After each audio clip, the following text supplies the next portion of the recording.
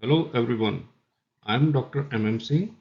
This third session is a part of a series designed to help you understand how and why insomnia happens, why it often doesn't go away on its own, and most importantly, how your own habits, behavior, environment, and conditioning may be keeping it going. Insomnia is not just about bad sleep. For many people, it becomes a learned condition where the brain mistakenly associates the bed and bedroom with wakefulness, frustration, or anxiety. Research shows that insomnia often continues because of a set of repeating patterns. Once we understand this process, we can begin to reverse it.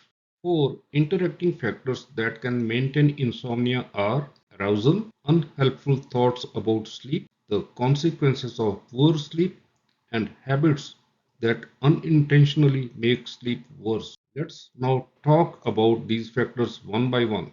The first is arousal. For healthy sleep to occur, your body and mind must be synchronized and ready at the same time.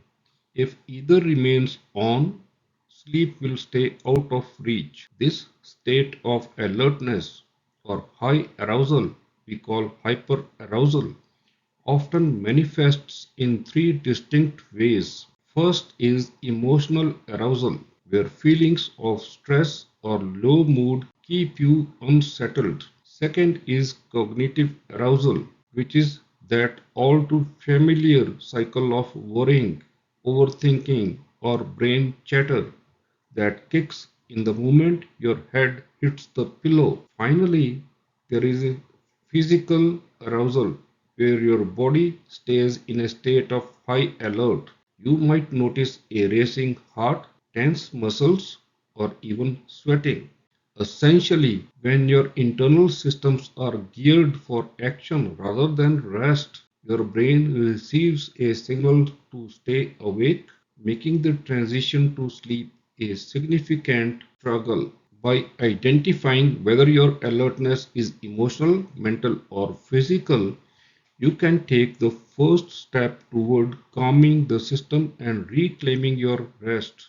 A major hurdle to a good night's rest involves unhelpful thoughts. These often manifest as constant worrying about the consequences of insomnia, rumination, where you replay thoughts or events over and over, and having unrealistic expectations about how many hours of sleep you strictly need. When we fixate on these concerns, we inadvertently create intense pressure to force ourselves to drift off. However, sleep is a natural, automatic, biological process that cannot be willed into existence. By trying to control it, we actually signal the brain to stay alert, making sleep even more difficult to achieve and fueling a frustrating cycle of wakefulness. The third key factor we need to address is the real world impact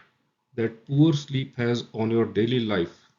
When sleep problems become ongoing, they don't just stay in the bedroom, they bleed into your mood, making you more irritable and sap your concentration, which directly hinders your work performance and personal relationships. What's particularly challenging is the vicious cycle effect. These negative consequences naturally increase your stress and worry, creating a mental burden that then feeds back into your sleep problem, making it even harder to rest the following night.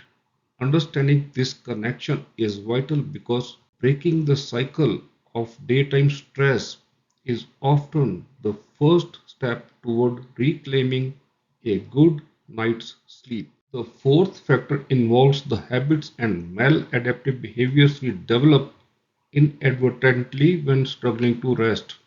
While these actions are well intentioned attempts to cope with exhaustion, they frequently backfire. Common examples include spending excessive time in bed or staying there while wide awake, which can confuse your brain's association between the bed and sleep. Similarly, Maintaining irregular schedules or taking long naps during the day might seem like a good way to catch up, but these habits actually disrupt our body's natural sleep wake rhythm. Instead of solving the problem, these behaviors can create a cycle of poor sleep that is difficult to break. By recognizing these patterns, we can begin to realign our routines with our biological clocks for better, more restorative rest.